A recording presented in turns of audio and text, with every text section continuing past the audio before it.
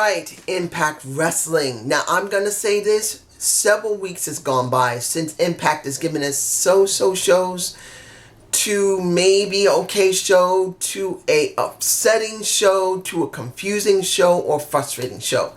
But in general, the content, even though it has been frustrating, mediocre, and a bit annoying, is superior to Monday and Tuesday nights. It's just been superior. Because at least, even if the shows haven't been that great, you can easily watch Impact and easily, it won't leave a bad taste in your mouth 100%. When it comes to Raw and SmackDown, you get nothing but bad taste in your mouth, period. And this Monday and Tuesday had turned me off. And I've not seen Super Showdown. So if anybody wants me to do a review of the highlights, or at least something of Super Showdown that you think I should take a look at, tell me below. If you want me to know about what happened with Taker and basically Goldberg, or if Seth Rollins was at Super Showdown and he had to go up against Brock Lesnar or not, if it was Baron Corbin, just tell me below. Or even Kofi Kingston. I don't even care about that. But tell me if you want me to at least take a look at it. Then I might make a short review of it, at least give my thoughts, not give like a full detail. But this show, I'm going to tell you this. It was not perfect. No, it was not. There was some stuff that lagged, that wasn't that great, but the show in general was damn funny and good. It was much better than what we gotten in weeks upon weeks of Impact Wrestling. Opening of the show, you got Cousin Jake from the Deaners versus Ace Austin, who I am becoming a fan of. I'm still not a big fan of high-flying wrestling. Not saying I don't like it. I just like a little variation. Doing all high-flying doesn't make a match greater. But in this match, where you got a big, thick guy and a Cousin Jake from the Deaners and Coney Deaner, his cousin, at ringside, the thing that made this match was Ace Austin. Jake is just a big guy. Not saying he can't move in the ring. He's good. But when it comes to Ace Austin, at least he showed me that he isn't just a high-flying wrestler. He can grapple. And that was the thing that got me the best. I was glad to see that he slowed down the match at one point, made it slow. Of course, Jake is a bigger guy, so not saying he can't go, but slowing it down actually made it better. And him always taking that card out of his sleeve, out of his wrist or out of his pants. I mean the pants part on his trunks. But cutting someone in between their fingers, even though he's not doing it, is fun. So I'll say this. But the thing that got me, something you're not getting from WWE, you got a feud, which is a weak one, but still it's something. You got the Dempsey Hit Squad coming out, beating the crap out of Cody, and pretty much causing Cousin Jake to lose, and Ace Austin benefiting from it. No problem there. I'm glad to see that Ace Austin got over. He could have won the match, and that would have been alright. I would have been happy with that. Because it was a good damn match. It was some good grappling in there, with some good high flying. But now the Deaners have something to do. They now have a feud with the Dempsey Hit Squad. Is it a strong feud? No. But at least it is a feud that at least they could build on top of going into Slammiversary. And the next pay-per-view, what is it? A Day in the Mist or the Night in the Mist? I can't remember what it is. I don't know. You guys can remind me what the name of the Great Muda's pay-per-view. I think it's this weekend. This Sunday or this Saturday. I think it's this Saturday. I'm not sure. I'll have to check. Now, the match I believe was the weakest match was the Chris Brothers versus Fallah Bahh. And I'm not saying it's 100% no, I think it is 100% the weakest match because of the outcome and because of what will come from that outcome. Because, let's be honest here, seeing that Scarlett Bordeaux was working with Fallah Bahh was not the problem. Fallah Bahh did most of the heavy lifting of the match. That was not the problem. Seeing that Scarlett Bordeaux went in the ring, she got her ass kicked a bit, which is the way it's supposed to be. I was 100% fine seeing Fallah Bahh and a Scarlett Bordeaux job here. I wanted to see it. And pretty much, they lost. The Chris had to use a roll of coins. I don't care. They're healed. No problem. But here's the thing that makes me very worried that this is going to end badly, like it did last week with a Disco Inferno, Glenn Gilberti versus a Tessa Blanchard, because Tessa comes out to save a Scarlett Bordeaux. You could say that's not bad. They are pushing Tessa Blanchard against men, which is a difference that the WWE is not doing.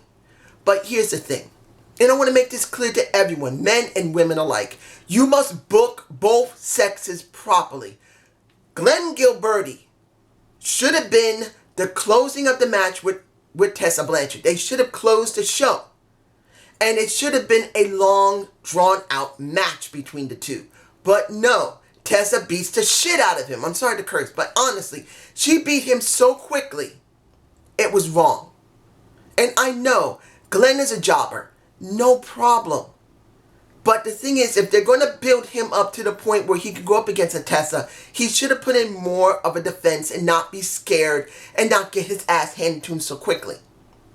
Dealing now with a Sami Callihan, it looks like Sami's going up against him because you saw the segment after that match, and then it just seeing that he got upset at the Chris brothers, that they got their asses handed by a Tessa Blanchard, and he says he's going after Tessa himself.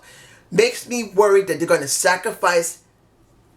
It upsets me to think but why not Sally Callihan instead of Sami Callihan? If they have a match at Slammiversary, must be good. If they do it during Impact, if you have Sami Callihan go up against Tessa Blanchard at Impact, and he jobs quick, then this was absolutely a waste of time for Tessa Blanchard. I have no problem with a woman looking strong as long as it's built properly. The men should be built the same way as the women. If they're not a big guy or a big girl, they get their asses handed to them. They get a chance to build up slowly, and then they get over. If they just get over because of their sex, 100% it's stupid. If she gets over because she's Tessa Blanchard, and it's just by the namesake, it's a waste, and I find that detestable. Especially like they do that with Charlotte. Yes, she's lost a lot, but it's always her getting into the main title where there should be other women that should be doing it. Now, the second worst match, but had the best outcome of the entire. You know what? No, I'm not going there. Let's skip that. That's going to be for the end of this review. Let's go to Eddie Edwards talking to Sandman. What? Really? I'm not against Eddie being a hardcore wrestler, but there's points where you need to break away from that for a little while and then come back to it. Eddie saying to Sandman, this is not Kenny. I just don't feel right that this is not Kenny. If they had allowed him to just take the kendo stick away, leave him alone for a little while, and then he starts losing, and even though he's acting crazy, he's losing.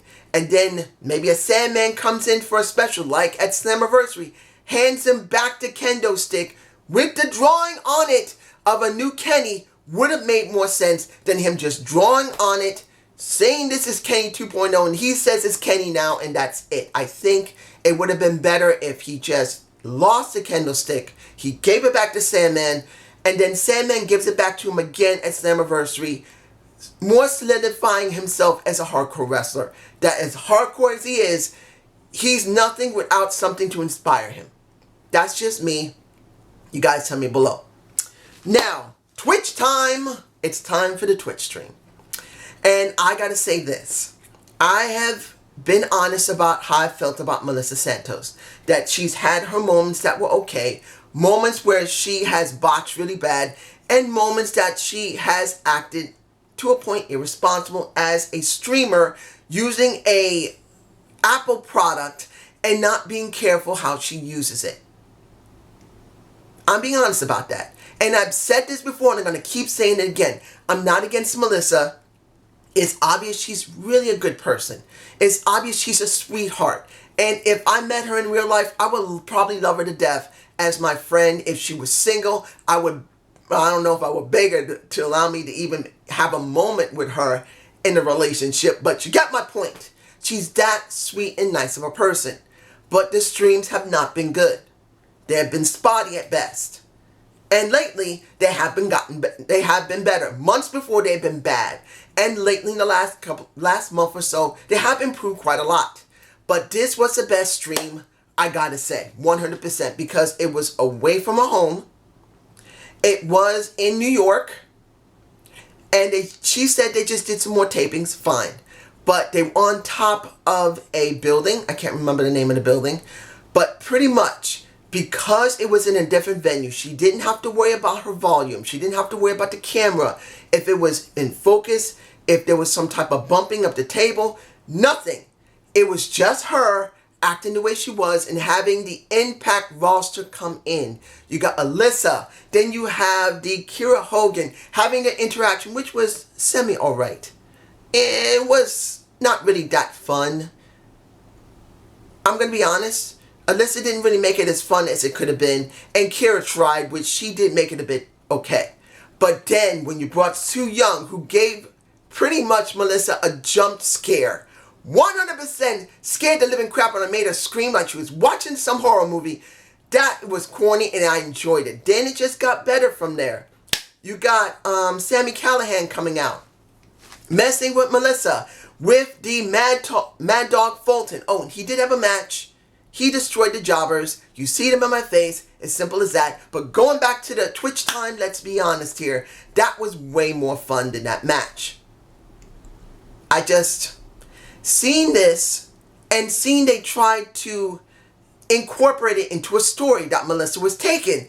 And the stream was not running because Melissa was not there. And at the end of the night, before the end of the title match for LAX versus the Rascals, she finally appears. Maybe she should have wore something that wouldn't show her nipples a little bit, even though I know a lot of people are going to enjoy it. She pretty much got away from Sami, and it was fun. This is the type of stuff I would want to see on the stream. This stream can be informative. It can give her opinion, but it needs to be fun. This is something I wish she would do more of. That when they're on location, that she films blocks of this on location and then releases it. You could do that. Adding into what she normally does.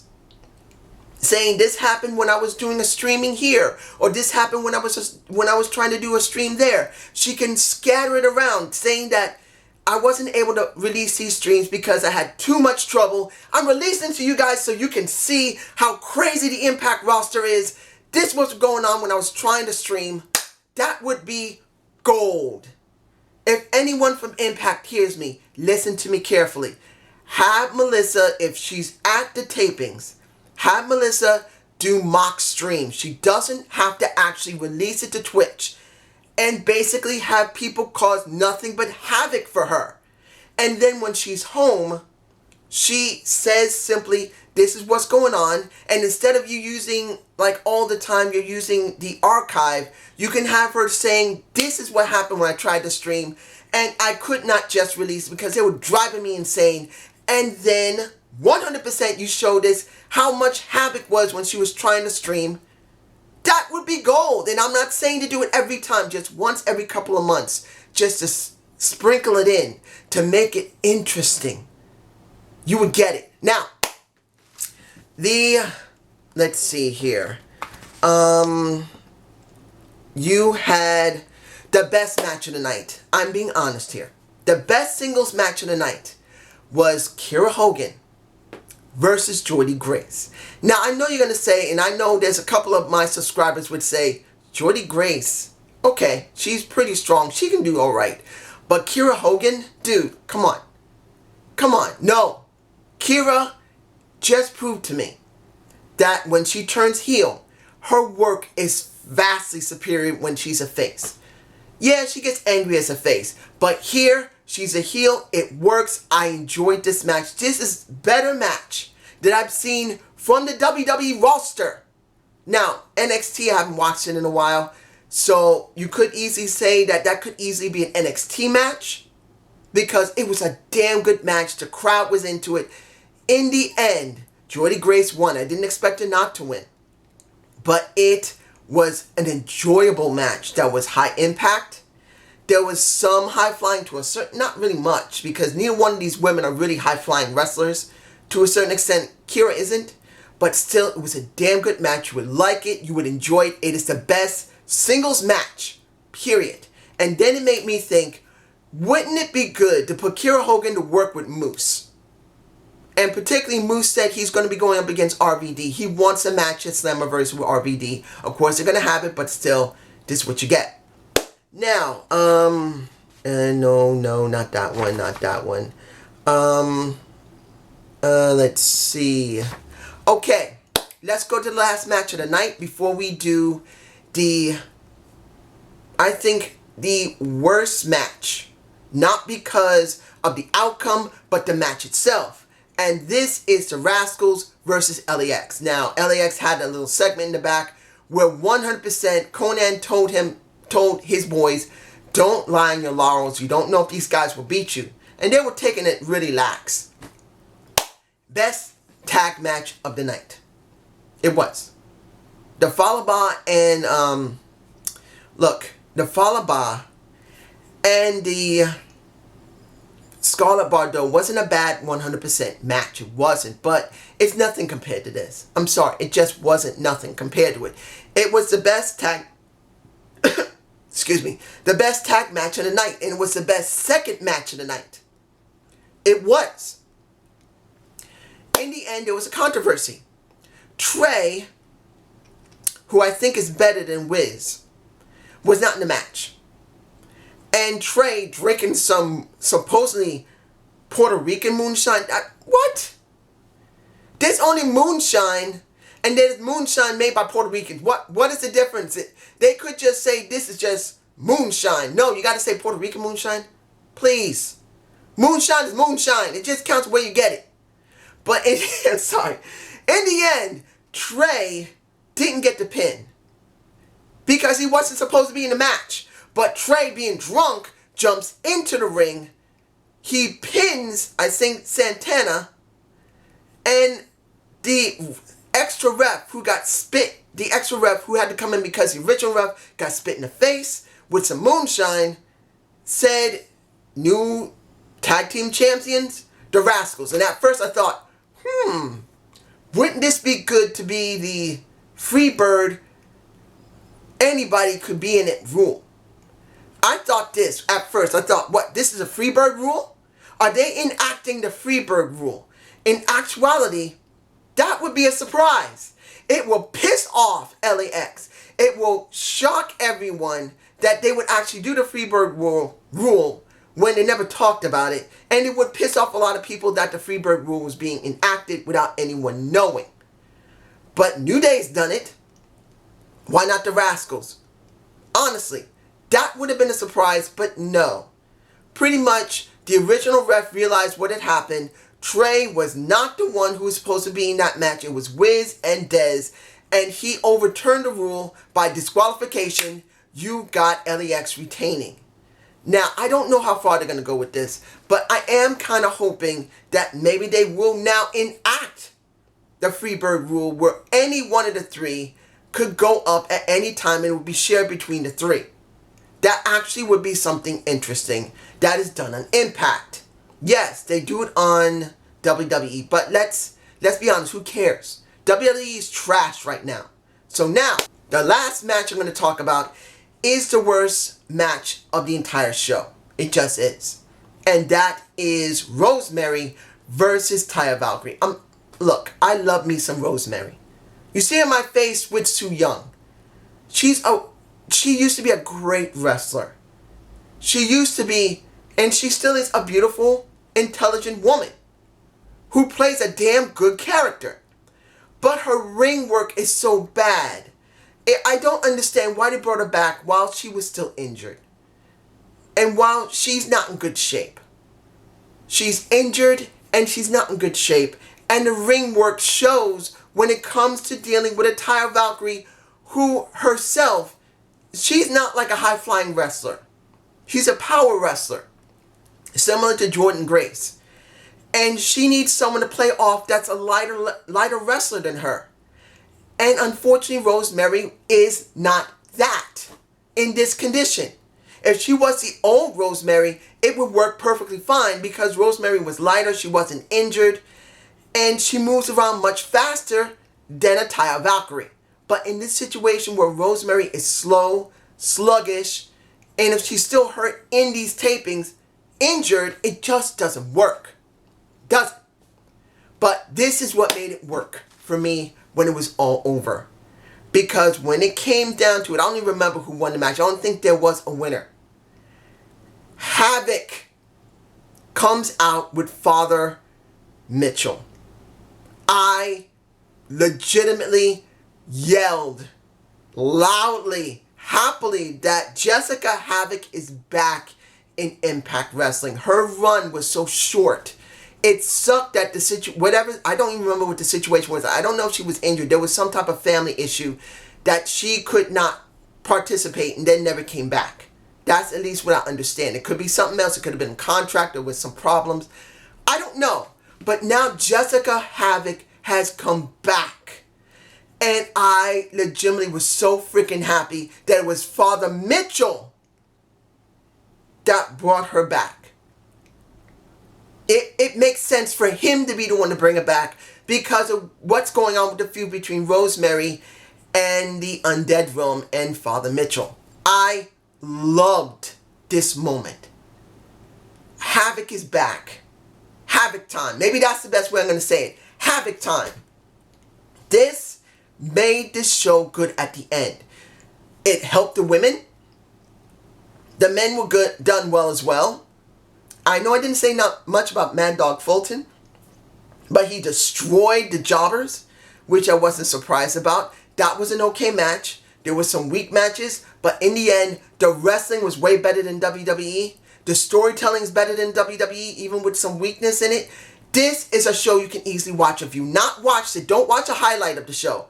Watch the show. I'm telling you now, it's better to watch the show than a highlight. The only thing you're going to miss is the Twitch stream. And if they record it, go see the Twitch stream recordings of what happened with Melissa Santos dealing with Su Yung, dealing with Sami Callihan. That was the funniest part of the show for me when it comes to the stream. Have a good day. Have a good night. Peace.